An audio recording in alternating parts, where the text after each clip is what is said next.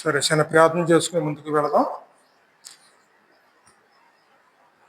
అత్యున్న సింహాసనపై ఆశ్చర్య ప్రభానికి వందములు స్తోత్రమైన స్తోత్రాహరుడు పరిశుద్ధుడు సర్వలోక రక్షకుడు సర్వోన్నతుని ప్రభానికి వందములు స్తోత్రమైన ఈ సమయం నీతి ప్రభులైనా సందర్భం నీతి ప్రభులైనా మీరు సిద్ధపరిచిన రోజు ప్రభులైనా ఈ దినములోనైనా ఈ నామం గణపరిచి శుద్ధించి ఆరాధించబోదంగా సహాయం చేసిన మీకు వందములు స్తోత్ర పాటలు ఎందునైనా ఆరాధన ఎందునైనా ప్రార్థనల ఎందునైనా మీరు మాకు తోడి ఉన్న దేవానికి వందములు స్తోత్రమైన అదేవిధంగా మీరు మాట్లాడుతున్నప్పుడు విని గ్రహించిన మనసు కూడా మాకు అందుకు అనుగ్రహించి మంచి నేలపడి విధంగా నూరెంతగా పదాల పొందు విధంగా కృప కనబరచమని అదే విధంగా నీ శరీరం రక్తం తీసుకునే యోగ్యత సిద్ధపాటు హృదయాలైన నీ వాక్యం ద్వారా మీరు సిద్ధపరచుకునే విధంగా సహాయం తెచ్చమని మీరే సమర్థం జరిగించమని యేసయ్య యొక్క నామములో అడిగి కూర్చున్నాం తండ్రి. ఈరోజు వాక్యంలోకి వెళుతున్నప్పుడు చిన్న ఒక విషయం కూడా జ్ఞాపకం చేసుకుందాం. బలభోజనానికి ప్రభు సిద్ధపడినప్పుడు మత్తయి 26 కింద ఉంటుంది, వారు ఒక కీర్తన పాడి ఒలివల కొండకు వెళ్ళిరి అనే వాక్యం ఉంటుందండి. ఎందుకంటే ఆ కీర్తన ఎవరు పాడారు? వారు కీర్తన పాడి ఒలివల కొండకు వెళ్ళిరి అంటే వారు ఎవరు?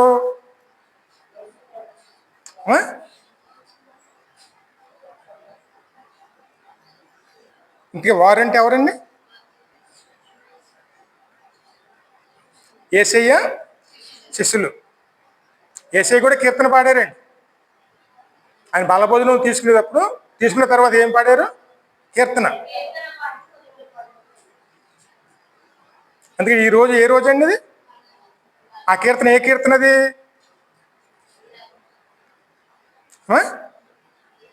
118వ కీర్తన. చాలా ప్రాముఖ్యమైందండి. ఆ కీర్తనలో మాట ఉంటుంది. 118:24 చదువు. ఇది యెహోవా ఏర్పాటు చేసిన దినము, దీని యందు మనము ఉత్సాహించి సంతోషించదు. ఇది యెహోవా ఏర్పరిచినటువంటి దినం అండి ఇది. అంటే ఈరోజు ఇది ప్రభు దినం. ఈరోజు ఆయన శరీరం తీసుకుంటాం, ఆయన రక్తం తీసుకుంటాం. అది చాలా ప్రాముఖ్యమైంది. ఆయన మరణాన్ని జయించి మన పునరుజ్జీవం చేసినట్టు జీవనం. ఎందుకంటే పాపాన్ని జయించి పాపాన్ని మన నుంచి మనం విడిపించి మనకి కొత్త జీవితాన్ని ఇచ్చినటువంటి రోజు. ఈ రోజు ఏ రోజు అండి? ప్రభు దినం. ప్రభు సిద్ధపరిచిన రోజు అది. ప్రభు స్పష్టంగా చెప్తున్నారండి, ఈ దినము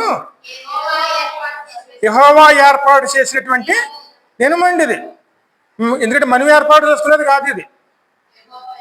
మనుషులు కొంతమంది ఏర్పాటు చేసుకుంటారండి, పెళ్లి రోజు అని, లేకపోతే ఆ కార్యక్రమం ఈ కార్యక్రమం రోజు పెట్టుకుని మనం ఆ కార్యక్రమం చేసుకుంటూ ఉంటామండి. కానీ ఇది మన జీవం గల దేవుడు ఏర్పాటు చేసినటువంటి ఒక రోజు. ఆ రోజు ఏమిటి?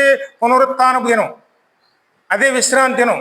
తన కుమారుడు పాపాన్ని జయించిన రోజు, మరణాన్ని జయించి ఆయన పునరుత్థానుడైనటువంటి రోజు అండి. అందుకే దీనికి అత్యంత ప్రాముఖ్యమైన రోజు అండి. అందుకే అక్కడ వాక్యంలో రాయబడింది, ఇది యెహోవా ఏర్పాటు చేసినటువంటి దినము, ఈ దినమునందు మనము ఉత్సాహముతోను సంతోషించేదము. యెహోవా దయచేసి నన్ను రక్షింపుము. ఎందుకంటే ఈ రోజు ఆయన ఎడల మనం ఆయనలో నిలిచి ఉండి ఆయన ఆరాధించుకోవచ్చిన రోజు అండి. ఇదే రక్షణ మార్గము. ఈ మార్గమే పరలోకానికి వెళ్తుందండి. దేవుడు ఏర్పరిచినటువంటి ఆ రోజును మనం పరలోక మార్గానికి వెళ్ళటానికి ఒక దారిని మనం ఏర్పరచుకున్నామండి. ఇందులోనే మనం ప్రయాణం చేయాలి. ఇది యెహోవా రక్షణ ఇచ్చేటువంటి దినమండి. ఖచ్చితంగా ఆయన అడగాలండి, ప్రభు మీరు మమ్మల్ని రక్షించండి. అక్కడ కలవర శిలువ మీద ప్రభు ఉన్నప్పుడు ఈ పక్కన దొంగ ఈ పక్కన దొంగ ఉన్నారండి. అందులో దొంగ ఏమన్నారండి?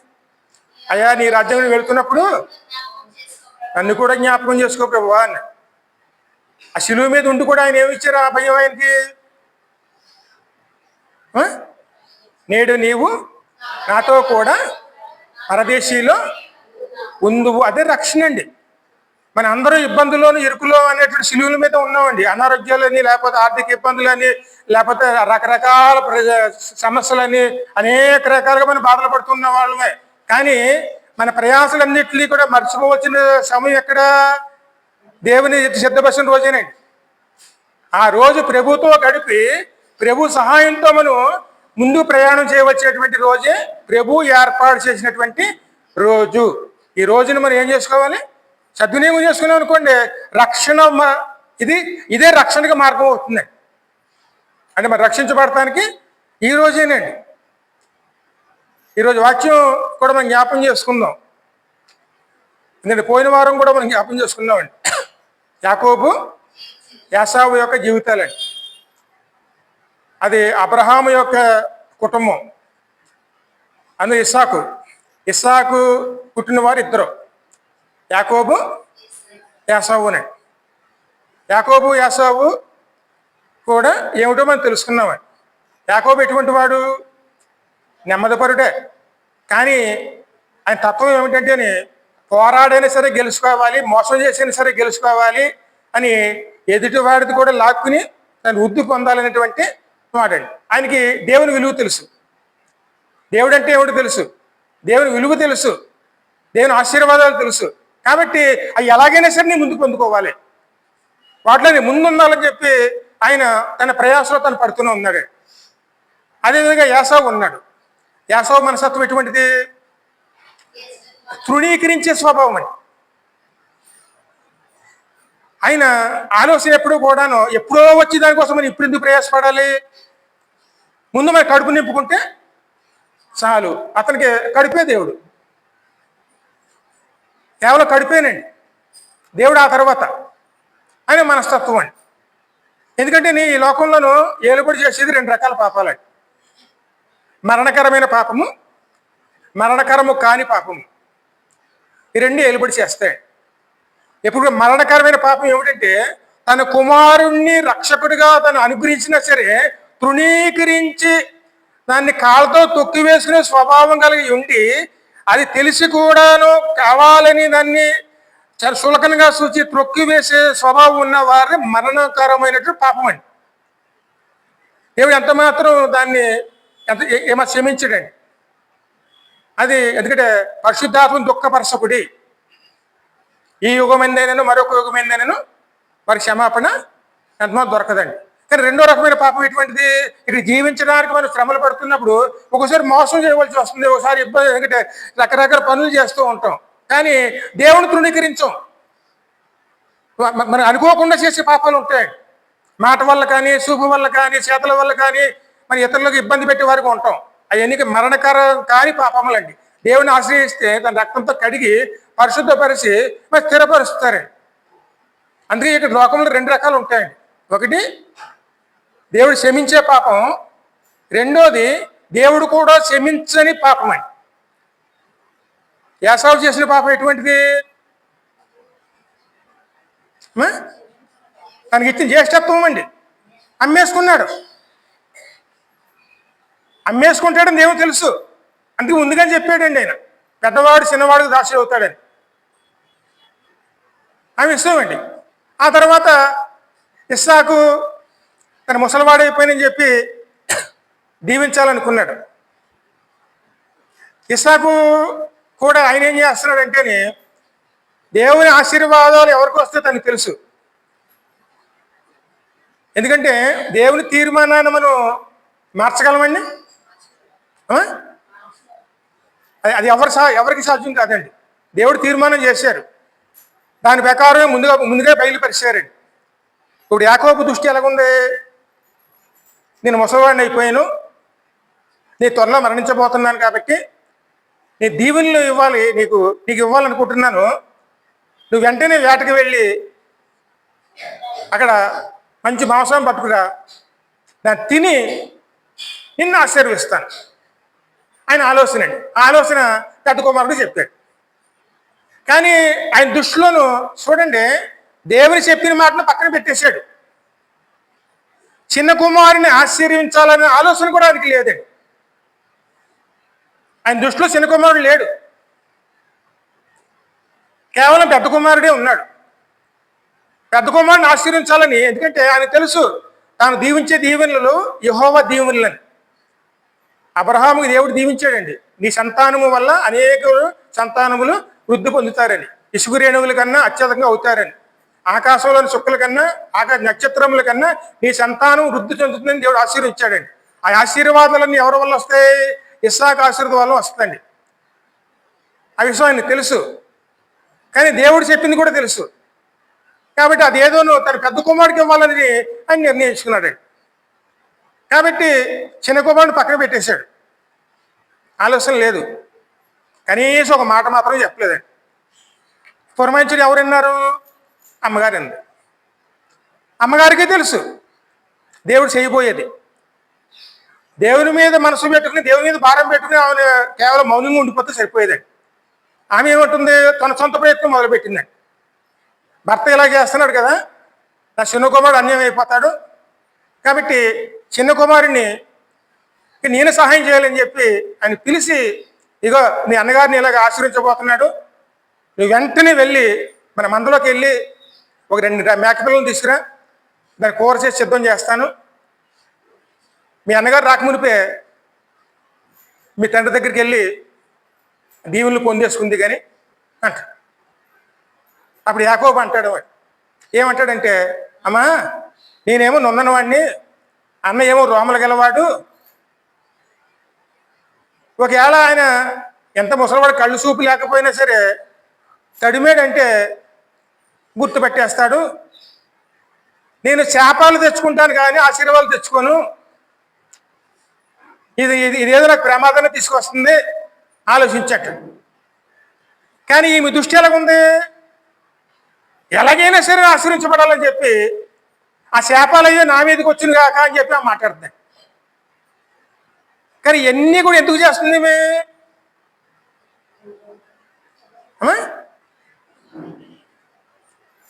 ఒక ఇంట్లో 2 రకాల తునికిరాళ్ళు ఉంటే ఇంట్లో జరిగేది ఇదేనండి.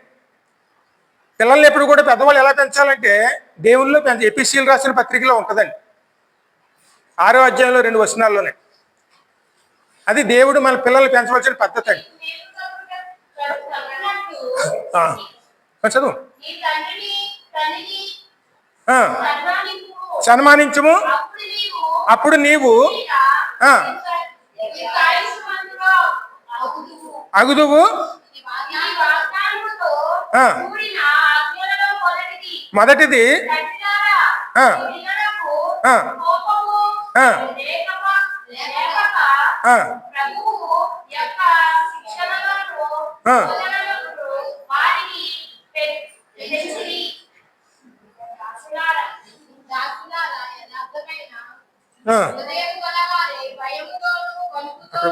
తీసుకుని పెట్టచ్చు కదా.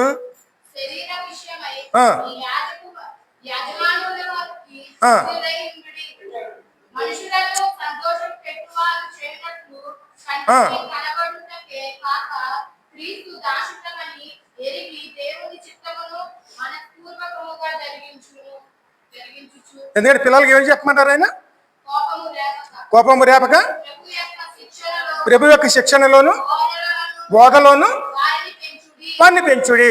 మరి యాకోబు అదే ఈ యొక్క ఇస్సాకు కుటుంబం ఎలాగుంది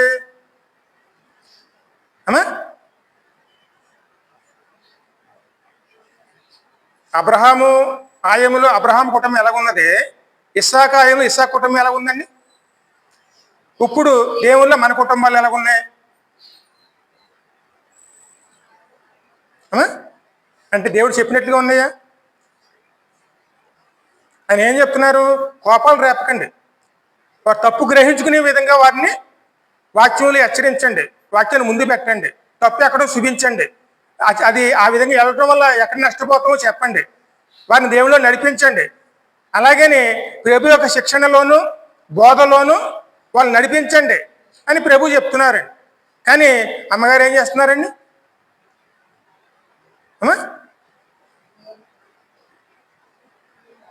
అమ్మగారేమో భర్తను మోసం చేయడానికి సిద్ధపడిందండి, అందుకు కుమారుని సిద్ధపరుస్తుంది. దేవుని ఆశీర్వాదం ఉన్నదని తెలిసి కూడా, దేవుడు చెప్పిన మాటలు తెలిసి కూడాను చిన్న కుమారుడు పట్టించుకోకుండాను పెద్ద కుమారుని ఆశీర్వించాలని చెప్పి ఆయన మర్యాదం చేస్తున్నారండి. అదేవిధంగా ఇంకొక విషయం అండి, ఇస్సాకు ఇప్పుడు ఆశీర్వించాలని పిలిచాడండి. ఏసావుకు తెలుసు ఒక పూట కూటి కోసం అమ్మేసుకున్నానండి. అమ్మేసుకున్నాడు. అమ్మేసుకున్నది మళ్ళీ మనం సంపాదించుకోగలమా? అమ్మా, ఇప్పుడు ఏదైనా మీరు ఒక వస్తువు అమ్మేస్తే ఆ తర్వాత మన్నట్టు ఒప్పుకుంటారండి? అటువంటి స్వభావం అలా అమ్మేశాడు. ఇప్పుడు తండ్రి చెప్పగానే సిద్ధపడి తను సంపాదించుకోవడానికి వెళుతున్నాడు. ఇప్పుడు ఇతనేమో దేవుడేవిడో తెలిసి ఉండి ఆశీర్వాద కోసం తండ్రి దగ్గరికి వెళ్ళటానికి ఈయన భయపడుతున్నాడండి. ఎందుకంటే నేను ఇలా తీసుకెళ్తే నీ మాట వింటే చేపలా తీసుకుంటాను అని. కానీ తల్లి ఏం చెప్తుంది? ఆ చేపలో నేను తీసుకుంటాను, నువ్వు నీ చెప్పినట్టు చేయమన్నది. అదే విధంగాను ఇతనేమోను అమ్మేసుకున్నాడు. అమ్మేసుకుని దేవుడు ఇచ్చిన దాన్ని ఆయన తృణీకరించుకున్నాడండి. ఇప్పుడు దేవుడు ఇక ఎవరిని నడిపించాలి? తనను తృణీకరించేవాడిని నడిపించాలా? తన ఆశీర్వాదాల కోసం మోసం చేస్తూ మోసంలో బతికేవాడిని రక్షించాలా? ఇప్పుడు రెండు అంశాలను ఎన్నుకోవాలని దేవుడికి.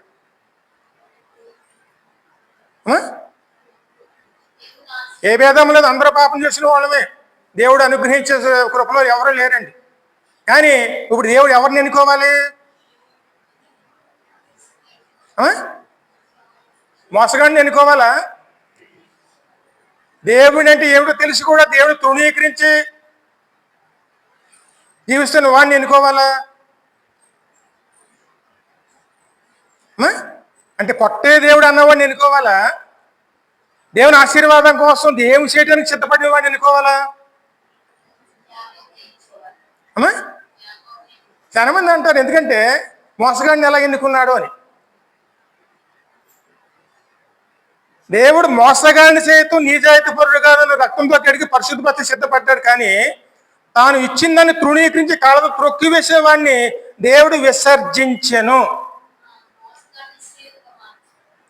మోసగాడినైనా మార్చుతానని ఇష్టపడ్డాడు. కానీ కాళ్ళతో త్రొక్కి దేవుని ఆశీర్వాదాన్ని కాళ్ళతో త్రొక్కి వేసే స్వభావం ఉన్న వాళ్ళని దేవుడు ఆశీర్వదించడండి. ఆ మాట ఏప్రిల్ 12:15 వచ్చిన ఉంటున్నాను. 12, 15, 16 వస్తున్నారు.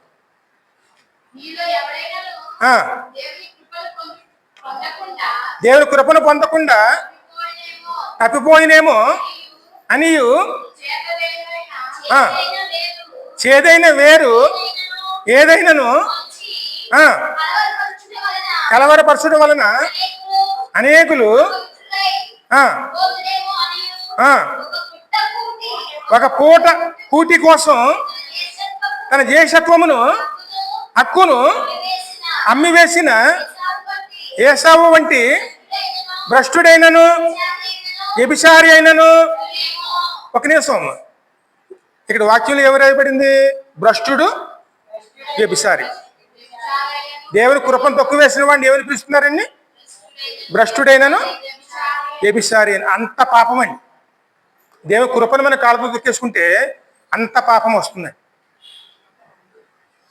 తను మనం ప్రేమించిన దేవుడు మనం రక్షించడానికి తన కుమారుడి మీదే మన పాపవారంతా మోపి కలవరస్తుల మీద యాగమవటానికి దేవుడు సిద్ధపడ్డారు. కానీ అటువంటి కృపను మనం కాళ్ళతో తొక్కేసుకుంటే మరి ఇంకే విధంగా మనం రక్షించబడతాం?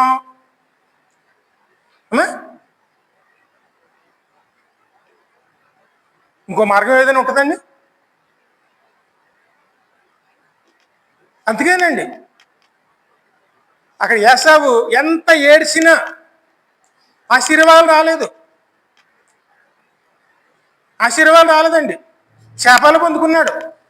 తల్లి అన్నదే అదేదో నా మీదకి రాని అని. అలాగే జరిగింది. ఈయన అంటున్నాడు అన్నమాట, ఈ ముసలోడు ఎన్నాళ్ళు పోతాడు, ఎలాగ చనిపోతాడు కదా, చనిపోయిన తర్వాత ఈ మోసగాడు పని నేను పడతాను, ఇది చంపేస్తానని చెప్పి వాళ్ళ దగ్గర వీళ్ళ దగ్గర మాట్లాడతాం మొదలుపెట్టాడు. ఆ మాటలు తల్లి చెవి దాకా వెళ్ళినాయి. తల్లి అనుకుంటుంది అన్నమాట, ఇది చాలా కోపం ఉన్నవాడు, ఇప్పుడు యాకోబు చేసిన పనులకి ఎక్కడ చంపేస్తాడో, ఇప్పుడు ఇద్దరిని పోగొట్టుకున్న వాడిని అవుతా నేను. కాబట్టి కొద్ది రోజులు నీ మేనమామైనటువంటి లాభాన్ని ఇంటికి నువ్వు వెళ్ళిపోమని చెప్పి పురమాయిస్తుందని పంపించేసింది. కానీ ఇక్కడ వాస్తవం గమనించాలంటే భర్తను మోసం చేసినటువంటి ఫలితం ఆమె అనుభవిస్తుంది.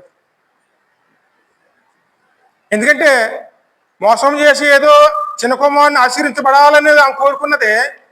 దేవుడు ఆల్రెడీ ఎప్పుడో ఆశీర్వించాడు ఆయన్ని. దేవుడు ముందుగానే చెప్పాడు. కానీ ఆ మాటను ఎక్కడ పెట్టాం? పక్కన పెట్టి, దేవుని వాక్యాన్ని పక్కన పెట్టేసి తన క్రియల వలన ఆశీర్వాదం తీసుకురావాలని చెప్పి ఎందుకంటే మన క్రియలు ఏనాడు పరలోకం తీసుకెళ్ళవండి. అది మనం గమనించాలండి.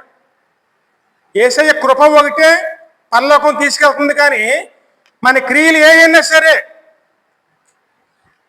అవి పరలోకం తీసుకెళ్ళవు. ఎంత మంచివైనా సరే అవి పరలోకాన్ని తీసుకెళ్ళలేవు. ఆమె అనుకున్నదే, నేను ఎలాగైనా నా భర్తను మోసం చేస్తే ఆశీర్వాదం వచ్చేస్తుందని. అలాగే మోసం చేసింది, బయటికి పంపేసింది. బయటికి పంపేశాకను ఆ కుమారుడు ముఖం ఆమె చనిపోయాక కూడా ఆమె చూడలేదు. ఇంట్లోంచి బయటికి పంపించేసింది, ఆయన ముఖం మళ్ళీ చూడలేదండి. అంతేకాదండి, ఇక్కడ ఏసావు ఇక్కడ పగబట్టుకుని ఇంకొక ఇద్దరిని పెళ్లి చేసుకుని, అంతకుముందు ఎత్తి ఆమెను చేసుకుని ఇస్సాకుని రెబెకాకి మనోవేదన కలగజేశాడు. ఇప్పుడు ఏం చేస్తున్నాడు? ఇశ్మాయేలు కుమార్తెలను ఇంకొక ఇద్దరిని పెళ్లి చేసుకుని పూర్తిగా వీరికి మనశ్శాంతి లేకుండా చేసేసాడు. ఇప్పుడు జీవితకాలం వీరికి ఏమున్నది? మనశ్శాంతి లేదు. ఎటువంటి కుటుంబం ఏ స్థితిలోకి వెళ్ళిందండి? దేవుని చేత నడిపించబడాల్సిన కుటుంబం, దేవుని కుమారుడు రావాల్సిన కుటుంబం కడకి ఏ పరిస్థితుల్లోకి వెళ్ళిపోయింది? దానికి అంతటి కారణం ఇక్కడ యెహోవాయా లేకపోతే వాళ్ళు చేసుకున్న పని? మేలైనను కీడైనను వీరు చెయ్యకమునిపై దేవుడు బయలుపరిచారండి. ఎందుకంటే వాళ్ళు బుద్ధి వచ్చి మేలైనను కీడైన వారు ఇంకా చెయ్యకమునిపే దేవుడు బయలుపరిచాడు. పెద్దవాడు చిన్నవాడు దాచుకోవచ్చు. ఎందుకని? తృణీకరించే స్వభావం ఉన్నవాడు కాబట్టి, ఆ విషయం ఆయన తెలుసు కాబట్టి ముందుగానే చెప్పాడు ఆయన. ఆ విషయం అమ్మగారికే చెప్పాడు. ఆమె కడుపులో పెనుగులాడుకుంటేనే ఆమె అడగడానికి వెళ్ళిందండి. యెహోవాని అడుగుతుంది కాక అని చెప్పి మందిరంలోకి వెళ్ళిందండి. యెహోవాని అడిగినప్పుడు ఆయన చెప్పారన్నమాట, నీ కడుపులో ఇద్దరు ఉన్నారు, ఇద్దరు 2 జనాంగాలు ఉంటారు, వారు ఒకరు పెనుగులాడతారు, వాళ్ళు ఏమవుతారో కూడా చెప్పాడండి. పెద్దవాడు చిన్నవాడు దాసుడు అవుతాడు అనే విషయం కూడా బయలుపరిచారండి. ఎన్ని తెలిసిన ఆవిడ కనుకే దేవుని మాటని ఎక్కడికి పెట్టారండి? ఎప్పుడైనా సరే మనం దేవుని మాట తీసి పక్కన పెట్టామంటే ఆ కుటుంబంలోనూ ఖచ్చితంగా దేవుని సమాధానం పోతుంది. సమాధానం ఎదిగినా సరే సమాధానం దొరకదండి. ఎప్పుడు కూడా దేవుని మాట ఎటువంటిది? అత్యంత పరిశుద్ధమైంది. ఆయన మాటని ఎప్పుడు కూడా మనం పక్కన పెట్టకూడదండి. దేవుడు ఎలా కట్టుకోమన్నాడు కుటుంబాన్ని? చిన్నపిల్లలప్పుడే మొదలు పెట్టుకోన్నాడు. మనం దేవుని బోధలోనూ దేవుని శిక్షణలోనూ వారు పొరపాటు చేశారా, వాక్యానుసారంగా మందలించుకుంటూ ఎక్కడ తప్ప వారు చూపించి దేవునిలోకి తిప్పేవారుని ఉండి మనం ఒకరోజు సహకరించుకుని దేవుని కుటుంబంగా మార్చుకునే వారుని ఉండమని దేవుడు చెప్పాడు. కానీ ఇక ఈ కుటుంబం ఎలాగుంది? ఇప్పుడు యాకోబు ఇంటిలోంచి పారిపోవలసిన పరిస్థితి వచ్చిందండి. మరి అబ్రహాం మనవడు ఇంట్లో ఎందుకు పారిపోతున్నాడండి?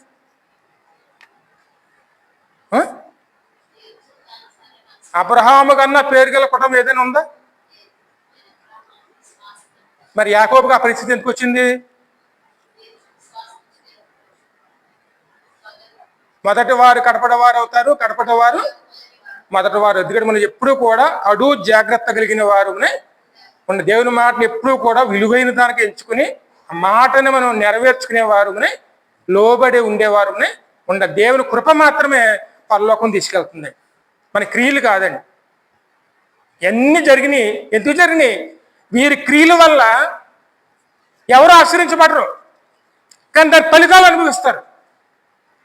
వాళ్ళు చేసిన పనుల వల్ల వాళ్ళ ఫలితాలు అప్పుడే అనుభవిస్తూ మొదలు పెట్టారండి. యాకోబు ఎలాగో సంపాదించుకున్నాడు, కానీ ఇప్పుడు యాకోబుని దేవుడు మార్చాలి. ఎందుకంటే అబ్రహాము దేవుడు ఆశీర్వించాడు, నీ సంతానం వల్ల విస్తారమైన జనంగా నేను ఆశీర్విస్తాను అన్నారు. ఇప్పుడు ఆ మాట ఇక పేపు నిలబెట్టుకుంటున్నారండి. ఇప్పుడు మోసగాడిని ఇప్పుడు ఒక నీతిమంతుడిగా మార్చడం కోసం దేవుడే సిద్ధం చేయడానికి ఆయన ముందుకు వచ్చారండి. ఆయన ఇంట్లో నుంచి బయటకు వచ్చేసాడు. బయటకు వచ్చేసిన తర్వాత ఎక్కడ ప్రయాణమై ఉన్నాడు? ముందు చదువున్న వాక్యంలో ఆదికాండం 28 వస్తుంది కదమ్మా, 28 అధ్యాయం అన్నమాట. ఆదికాండం 28 ఉంటాం.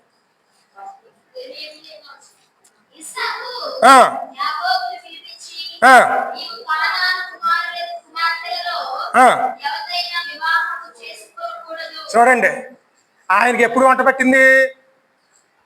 ఎన్ని జరిగిపోయినాయి ఆలోచించాడు. అమ్మ దేవుని మాట అప్పుడు జ్ఞాపకం వచ్చిందండి. ఇప్పుడు ఇప్పుడు ఎవరు జ్ఞాపకం వస్తున్నారు? యాకోబు జ్ఞాపకం వస్తున్నారు. ఇదిగో యాకోబు, నువ్వు ఇక్కడ ఉన్న పిల్లల్ని ఎవరిని పెళ్లి చేసుకోకు. ఎందుకంటే అక్కడ ఇస్సాకు పెళ్లి దేవుడు చెప్పిన విధంగా జరిగిందండి. ఇప్పుడు యాకోబు పెళ్లి అలాగే ఉండాలని చెప్పి ఆ తండ్రి ఇస్సాకు ఆజ్ఞాపిస్తున్నాడండి. నువ్వు ఇక్కడుండి నువ్వు లెగిసి పద్దనరాములో ఉన్న నీ తల్లికి తండ్రి అయిన బేతేలు ఇంటికి వెళ్ళి నీ తల్లి సహోదరుడకు లాబాని కుమార్తెను ఒకదానిని వివాహము చేసుకొనుము. ఎప్పుడు గుర్తుకొచ్చింది దేవుని మాట? అమ్మా, అతనికి ఆజ్ఞాపించి సర్వశక్తి గల దేవుడు నిన్ను ఆశీర్వదించి నీవు అనేక జనములకు అగునట్లు నీకు సంతాన అభివృద్ధి కలగజేసి నిన్ను విస్తరింపజేసి నీవు పరవాసువైన దేశమును అనగా దేవుడు అబ్రహామునికి ఇచ్చిన దేశమును నీవు సాక్ష్యముగా చేర్చుకునేట్లు ఆయన నీకు అనగా నీకును నీతో కూడా ఈ సంతానమునకును అబ్రహామునకు ఇచ్చిన ఆశీర్వాదమును దయచేయనుగాక. హల్లెలూయా. ఇప్పుడు ఈయనకి ఎప్పుడు జ్ఞానోదయం అయిందండి? వాస్తవం గ్రహించుకున్న తర్వాత జ్ఞానోదయం అయిందండి. దేవుని దేవుని నిర్ణయాలు మార్చలేమండి. నిర్ణయాలు ఎవరియే ఉండాలండి? దేవునియే ఉండాలి. నువ్వు ఎలా నడిపిస్తే నువ్వు అలాగే వెళ్తాము. నువ్వే మమ్మల్ని నడిపించు. దేవుని మీద ఆధారపడ్డావు అనుకోండి, దేవుడిని నడిపిస్తాడు. కానీ దేవుని ఆశీర్వాదం కూడా మనం మార్చేయగలం అనుకుంటే అది అసాధ్యం అండి. ఇప్పుడు అంటున్నాడు అన్నమాట, అబ్రహాంకి ఇచ్చిన వాగ్దానం ఇప్పుడు జ్ఞాపకం వచ్చింది. ఇంట్లోంచి పంపించేసాడండి. పంపించిన తర్వాత ఆయన నడుచుకుంటూ వెళ్ళినప్పుడు చీకటి పడినప్పుడు ఒక అడవిలోకి వెళ్ళాడు. ఇంకా ముందు 12వ వచనం చదువు.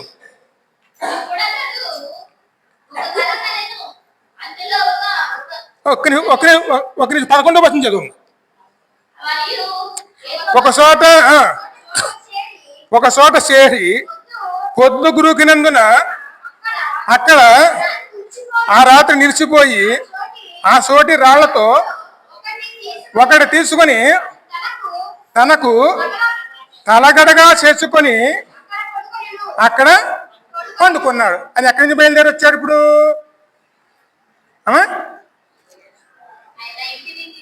ఆ ఇంటి బెయేర్షెబా నుండి బయలుదేరి ఆహారం వైపు వెలుసు ఒక చోట చీకట పడితే ఒక రాళ్ళలో కొన్ని రాళ్ళు తీసుకుని తలగడగా పేర్చుకుని దాని మీద పడుకున్న అప్పుడు ఒక కలకనెను అందులో ఒక నిచ్చెన భూమి మీద నిలపబడి ఉండెను. ఇప్పుడు యాకోబుకి వాస్తవాన్ని గుర్తు చేస్తున్నాడండి. నువ్వు ఎన్ని ప్రయత్నాలు చేసినా నేను నడిపిస్తేనే నువ్వు వెళ్ళగలవు. ఎవరైనా సరే పరలోకానికి వెళ్ళాలంటే పరలోకానికి ఈ భూమికి మనకు నుచ్చిని కావాలండి. పాపమైన అగాధం ఉందండి. ఎంతటి వారికైనా సరే నుచ్చిని లేకపోతే ఎవరు వెళ్ళలేరండి. నువ్వు వెళ్ళాలనుకుంటే అది ఖచ్చితంగా ఆయన ఆయనని మనం ఆధారం చేసుకోవాల్సిందేనే. అది ఆయన తెలుసుకునే విధంగాను దేవుడు ముందుగా బయలుపరుస్తున్నాడండి. ఇదిగో యాకోబు, ఇది నీ పరిస్థితి, నేను లేకపోతే నువ్వు ఎక్కడికి ఏమీయో చేయలేవండి. ఎందుకంటే పరలోకానికి వెళ్ళే మార్గంగా యేసయ్య వచ్చారండి. నేనే మార్గము, నేనే సత్యము, నేనే జీవము. ఆ నిచ్చిన ఎక్కడికి వెళ్తుంది? అది పరలోకం. ఆ నిచ్చిన మీద ఏమి చూశారు వాళ్ళు? దేవదూతలు ఎక్కుతూ ఉన్నారంట. నిచ్చిన పైన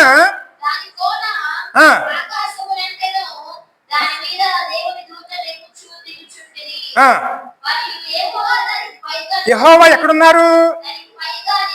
మరి పైగా నిల్చున్నారండి. ఆ నిచ్చిన పైన యెహోవా నిల్చున్నారండి. ఆ నిచ్చిన ఎవరు? నిచ్చిన పైన ఆయన ఉన్నారు, కానీ అది నిచ్చిన ఎవరు? యేసయ్య అండి. నిచ్చిన మనం ఎక్కితేనే పరలోకం అండి. యేసయ్యను ఆధారం చేసుకుని మనం బయలుదేరితేనే పరలోకం అండి. అందుకే యాకోబుకి దేవుణ్ణి నేర్పించడం మొదలుపెట్టాడండి. దీన్ని ఏమంటారంటేనే లాబాను విశ్వవిద్యాలయం అంటారండి. మరి మీరు చదువుకోవడానికి కూడా మీరు అనేక కాలేజీలకు వెళ్తూ ఉంటారు. ఆ కాలేజీలు కూడా విశ్వవిద్యాలయంలో ఉన్నాయి కదండి, ఉన్నాయి కదండి. దేవుడు మనకు నేర్పించింది, అక్కడ యాకోబు నేర్పించింది లాబాను విశ్వవిద్యాలయము. అక్కడ నేర్పిస్తాడు. దేవుడు చెప్పే వరకు కూడా అక్కడే ఉండాలి ఆయన. అతను ఆయన చెప్తాడు, యాకోబు నువ్వు వెళ్ళవలసిన సమయము వచ్చింది, నీ ఇంటికి బయలుదేరి ఇంటికి వెళ్ళుము అన్న మాట కూడా చెప్తారండి. అందుకే ఇప్పుడు యాకోబు ఎక్కడ నేర్చుకోవాలి? దేవుడి యొద్ద నేర్చుకోవాలి. కాబట్టి దేవుడు ఇప్పుడు నడిపించడం మొదలు పెట్టాడండి. ఇప్పుడు దేవుడిని ఎవరు నడిపిస్తున్నారు? యాకోబు ఎవరు? మోసగాడిని ఏం చేయాలి? ఇప్పుడు ఇశ్రాయేలుగా మార్చాలంటే ఇప్పుడు మనం ఎవరి దగ్గర నేర్చుకోవాలి? ఇది సన్నిధానం అండి. ఆ సన్నిధిని అక్కడ చూపిస్తున్నారు. సన్నిధే ఒక నిచ్చిని. ఇది యెహోవా దినము, ఇందాక చెప్పారు చూడండి, దినము. ఆ దినము అంటే ఎక్కడ? దేవుడి సన్నిధి. దేవుడు ఏర్పాటు చేశారు. ఇది యాకోబుకి ఏర్పాటు చేశాడు. అక్కడ నిలబోయినప్పుడు దేవుడు దర్శనిస్తున్నాడండి. ఈ రాయి నుంచి ఆకాశం నిచ్చెన వేయబడింది. ఆ నిచ్చెన మీద అక్కడ ఆ శివర యెహోవా నిచ్చెన ఉన్నారు, దేవదూతలు ఎక్కువ దిగుతూ ఉన్నారండి. అది చూస్తున్నాడు ఆయన. దానికి అర్థం ఏమిటి? ఈ బండ అంటే క్రీస్తే నిచ్చెనగా ఉపయోగపడాలండి. అంతే. క్రైస్తత్వం ఎప్పుడు కూడా మతం కాదండి, పరలోకాన్ని తీసుకెళ్ళే మార్గం అండి. మార్గంగా మనం ఎంచుకుని మార్గంలో నడుచుకుంటూ వెళ్ళామనుకోండి, పరలోకం వెళ్ళిపోతాం. ఒక మతంగా తీసుకుని మనం మతాచారాలతో దేవుని ఆరాధిస్తే ఖచ్చితంగాను లోకం వెళ్ళిన చోట మనం వెళ్తామండి. ఎప్పుడు కూడా మనం మతంగా చూడకూడదండి, ఒక మార్గం. ఆ మార్గాన్ని మనం మార్గంలో నడుచుకుంటూ వెళ్ళామనుకోండి, పరలోకం వెళ్ళిపోతామండి. ఇప్పుడు యాకోబు నేర్చుకోవాలి అన్నీ ఖచ్చితంగానండి. దేవుడే నేర్పిస్తాడు. ఆ దర్శనాన్ని చూశాడు ఆయన.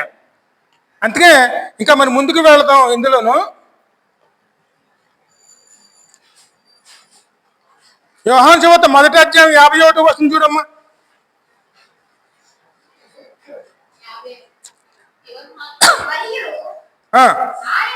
ఆయన నేడు ఆకాశమును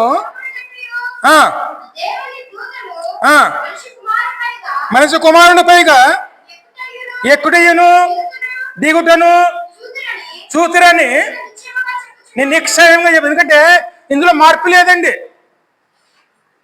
దేవుడు ఎన్నుకున్నప్పుడు ఏకైక మార్గము, దేవుడు సిద్ధపరిచిన మార్గము, మనం అందరూ పరలోకం వెళ్ళవలసిన మార్గము దేవుని సన్నిధానమేనండి. ఈ సన్నిధానంలో ఎవరున్నారు? క్రీస్తు. ఆయనే ఒక మార్గం. ఆయన జీవిత విధానమే తీసుకుని ఆయనలాగా మారి ఆయన సహవాసంలోనూ ఆయనతో కలిసి మన పరలోకం వెళ్ళేవారు ఉండాలండి. ఆ మార్గం రాజమార్గం, అందులో అపవిత్రులు పోకూడదండి. ఆ మాటలు యెషయా గ్రంథంలో ఉంటాయండి. అది ఒక రాజ్య మార్గం. అపవిత్రులు ఉండరండి అందులోను. ఎందుకంటే యేసయ్యే పరిశుద్ధులుగా మారుస్తారండి అందులోను. యేసయ్య రక్తం చేత కడగబడతారు, పరిశుద్ధులుగా మార్చబడతారు. ఆయనతో కలిసి ప్రయాణం చేసే స్థలమే దేవుని సన్నిధానం అండి. ఆ మార్గాన్ని ఇక్కడ యాకోబు బయలుపరుస్తున్నారండి. నేనే నీకు మార్గము. నువ్వు ఎన్ని ప్రయత్నాలు చేసినా నీ వల్ల కాదండి. సొంత ప్రయత్నాలు చేసుకున్నారు, మోసగాళ్ళుగా మిగిలిపోయారండి. అమ్మగారు భర్తను మోసం చేసింది, ఈ తమ్ముడేమో అన్నగారిని మోసం చేశాడు, అది కన్న తండ్రిని మోసం చేశాడు. ఇది సాధించింది ఏమిటండి? మనోవేదన. పిల్లల వల్ల మనశ్శాంతి లేదండి. ఆయన పెద్ద కుమారుడు అయితేనే కావాలని వ్యతిరేకమైన పెళ్లిళ్ళు చేసుకుని అమ్మకి మనశ్శాంతలో చేశాడు, అది తండ్రికి మనశ్శాంతి లేకుండా చేశాడు, కుటుంబంలోనూ నరకయాతన పెట్టాడు. కానీ వాళ్ళకేమి తెలియదా? అన్నీ తెలుసు, దేవుడే బయలుపరిచాడు. కానీ దేవుని మాటని ఎక్కడ పెట్టారండి? పక్కనే పెట్టేసినందువల్ల అండి. అందుకే దేవుడే నిర్ణయించుకున్నారండి. యాకోబుని ఇప్పుడు దేవుడే ఖచ్చితంగా నడిపిస్తారండి. ఎందుకంటే అబ్రహాంకి ఇచ్చిన వాగ్దానం ఇప్పుడు యాకోబు ద్వారా దేవుడు అక్కడ నెరవేర్చాలని నిర్ణయించుకున్నారు. కాబట్టి ఆయన ఆ ప్రదేశంకి రాగానే దేవుడు దర్శనాన్ని చూపిస్తున్నారండి. ఆ దర్శనం యేసయ్య కూడా మన ముందు పెడుతున్నారండి. ఇదిగో పరలోకానికి వెళ్ళేటువంటి మార్గము, ఈ మార్గమే మీకు పరలోకాన్ని తీసుకెళ్తుంది.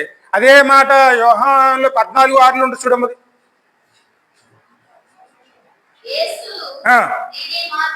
నేనే మార్గమును, నేనే సత్యము, జీవము. ఎందుకంటే ప్రభువే మార్గము, ప్రభువే సత్యము, ప్రభువే జీవము.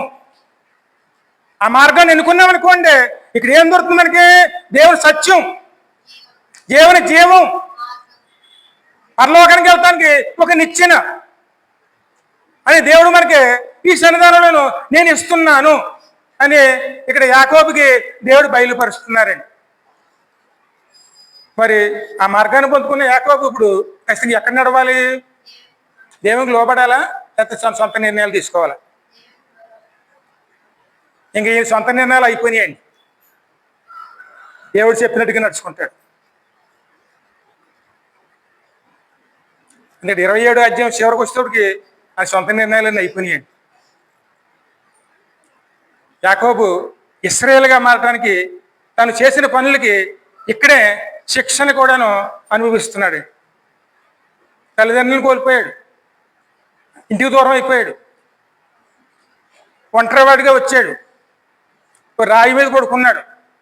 దేవుడు చెప్తున్నాడు, నేను నీకు తోడై ఉన్నాను, నువ్వు నన్ను అనుసరిస్తే నువ్వు వెళ్ళగలవు. మనం అంతేనండి. మనం వెళ్ళాలంటే దేవుణ్ణి ఆశ్రయించేవారుని. ఆ స్థలం ఏమిటి? పరిశుద్ధ స్థలం అంటే దేవుడు చూపించిన స్థలం అండి. అదే బేతేలు అంటే దేవుని మందిరం అని అర్థం అండి.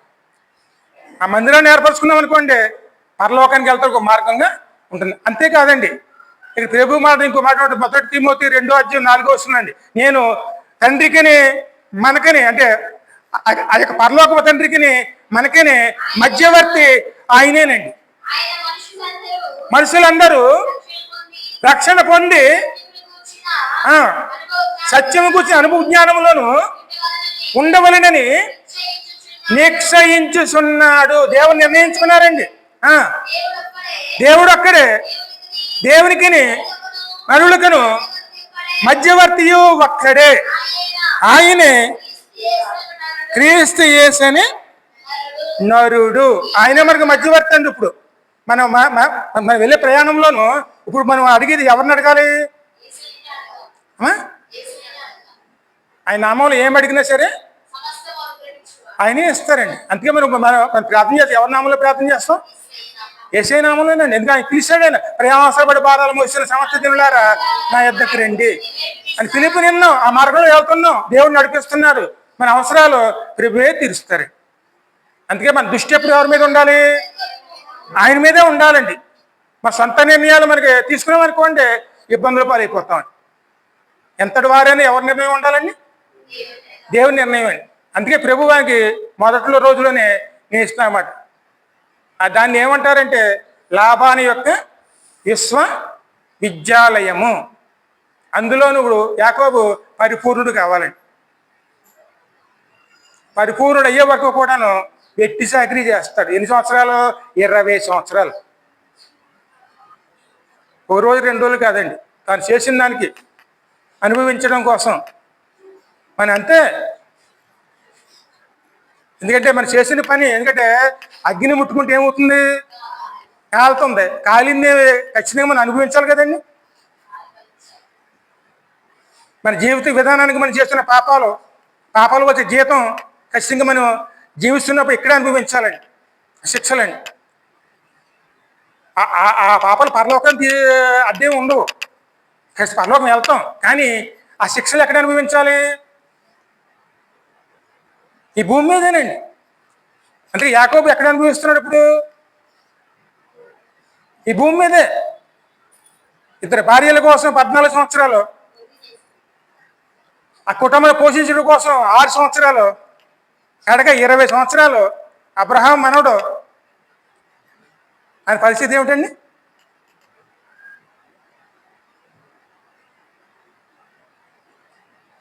మన దేవుడికి లోబడ్డాం అనుకోండి, ఉన్నతమైన స్థానంలోకి ఖచ్చితంగా దేవుడు తీసుకెళ్తారు.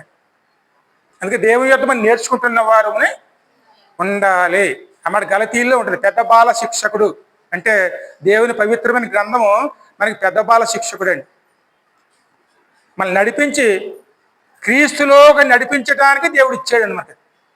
అందుకే ఈ గ్రంథం చూడండి, ఈ గ్రంథాన్ని మనం ఎప్పుడు అనుసరించి వెళ్ళామనుకోండి, మనల్ని క్రీస్తులోకి నడిపించి మనకి పరిహారం క్రీస్తులో దొరికే విధంగాను మనల్ని నడిపిస్తుందండి.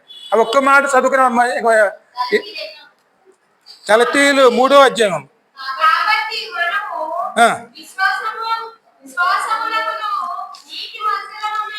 ఒక్క నిమిషం ఆగం.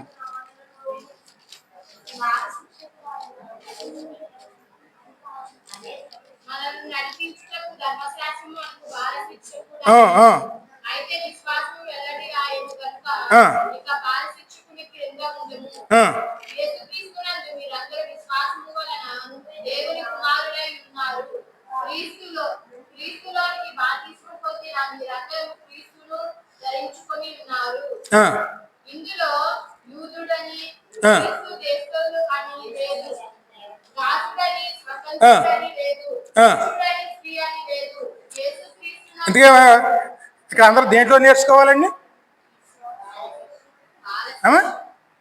దేవుని వాక్యంలో మనం బాలశిక్షకుడు అంటే మనం దేవుని ఆజ్ఞలు పరిపూర్ణులు అవుతూ యేసయ్యలోకి మనం నడుచుకునేవారమని, ఆయన ద్వారా ముందుకెళ్లేవారమని ఉండడం కోసమే దేవుడు ధర్మశాస్త్రం ఇచ్చి, ప్రభు మనలోకి వచ్చారనుకోండి, విశ్వాసం కలిగింది అనుకోండి, మన తరపున ఆయన మొదలు పెడతారండి క్రియలు. అందుకే యేసయ్య ధర్మశాస్త్రానికి ఆయన సమాప్తమండి. ఆయన మీద ఆధారపడ్డామనుకోండి, యాకోబుని ఎలాగైతే ఆయన నడిపించి ఇశ్రాయేలుగా మార్చారో అలాగే మనల్ని నడిపించి మనల్ని కూడా అలాగే మారుస్తారండి.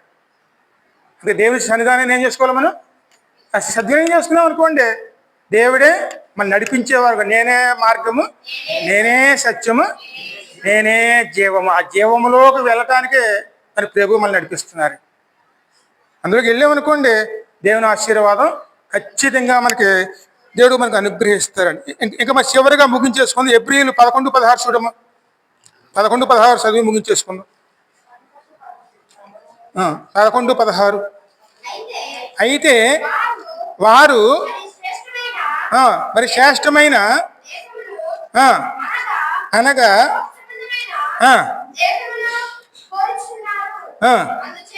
అందుచేత వారు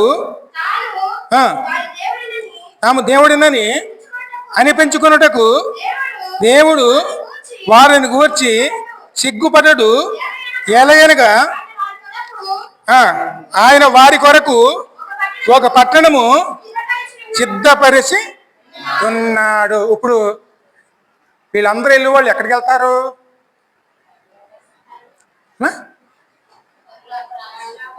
అందుకే ప్రయాణం అంటూ బయలుదేరి వెళ్ళినప్పుడు పలానా చోటు అడ్రస్ ఉంటుంది కదండి. ఎక్కడికి వెళ్ళాలి మనం? ఆ గమ్యం ఏమిటి అంటే దేవుడు అనుకున్న గమ్యం ఎక్కడికి? ఆ మాట ప్రకటన గ్రంథం 21:3 ఉంటుందండి. దేవుని ఇంటిలోకండి. దేవుని నివాసము మనుషులతో కూడా ఉన్నది. ఆయన వారితో ఎవరితోనూ యేసే ద్వారా నడిపించబడిన వారితో, ఆయన మార్గాన్ని ఎంచుకున్న వారితోనూ అక్కడ దేవుడు నివసిస్తారండి. అక్కడికి మనం వెళ్ళాలి. అక్కడికి వెళ్ళాలంటే ఏ మార్గంలో వెళ్ళాలి మనం? ఈ జీవం గల మార్గంలో. ఇదే పరలోక మార్గం, మతం కాదండి. ఇది పరలోకానికి వెళ్తానికి ఒక మార్గం అండి. సక్రంగా వెళ్ళామనుకోండి, ఖచ్చితంగాను ఈ ఇంటి నుంచి ఆ ఇంట్లోకి వెళ్తాం. ఆయన మార్గం తీసి పక్కన పెట్టామనుకోండి, ఎక్కడ చూడమను మార్గం అనేది కష్ట తప్పిపోతామండి. అది దేవుడిని నడిపించే మార్గం అండి. ఆయనే మన కోసం వచ్చారండి. అందుకే ఆయన అందులో వచ్చాడు. అపవిత్రత ఉన్న మనల్ని అవన్నీ కూడా ఎవరు మోసుకున్నారు? ఆయన కలవర సులువు మీదనే ఆయన మోసుకుని మన శాపాలు, పాపాలు, దోషాలు ఎన్ని కూడా తాను భరించి తన పరిశుద్ధతతోను మనల్ని నింపి, ఎందుకంటే తన దరిద్ర వలన మనల్ని ధనవంతులుగా చేయడం కోసం ఆయన ఏం చేశారండి? ఆయన మన దరిద్రతను ఆయన తీసుకుని ఆయన ధనాన్ని మనకిచ్చి మనల్ని పరిశుద్ధులుగా మార్చి పరిశుద్ధుల మార్గంలో నడిపించారండి ఆయన. అది ఎక్కడికి వెళ్తుంది? రాజ్య మార్గం, పరిశుద్ధుల మార్గం అండి. ఆ మార్గంలోకి వెళ్ళటానికి తాను తీసుకొచ్చిన ధనాన్ని మనకి ఇచ్చారండి. ఇక్కడ మనం ఇచ్చింది ఏమిటి?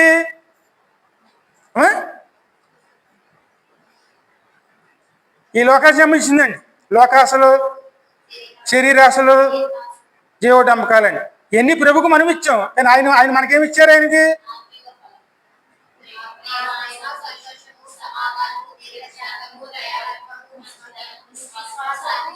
ఇవన్నీ ఎక్కడ ఉంటాయి? దేవుళ్ళలో ఉంటాయి. అందుకే ఇవన్నీ ఎక్కడ ఉంటాయి? పరలోకంలోనే. అక్కడికి నడిపించడానికి ప్రభువు యాకోబుకి అక్కడ చూపిస్తున్నారండి. చూసిన తర్వాత ఆయన తీర్మానం చేసుకుంటారు. అయ్యా, నా తండ్రి ఇంటికి కనుక నువ్వు తీసుకువెళితే నీవు ఇచ్చిన దాంట్లోంచి 10వ భాగము తీసి నేను నీకు సమర్పించుకుంటాను. అప్పుడు ఆ తీర్మానం చూడండి. ఈరోజు 10వ భాగాలు ఎందుకు తీస్తున్నాం మనం? అన్నమాట యాకోబు తీర్మానం చేశాడు.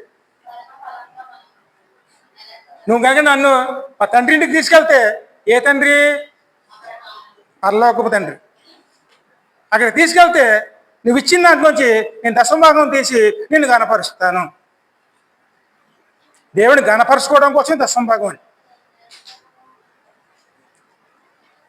అప్పుడు యాకోబు చేసిన తీర్మానమేనండి. సరే, చిన్న ప్రార్థన చేసుకుందాం.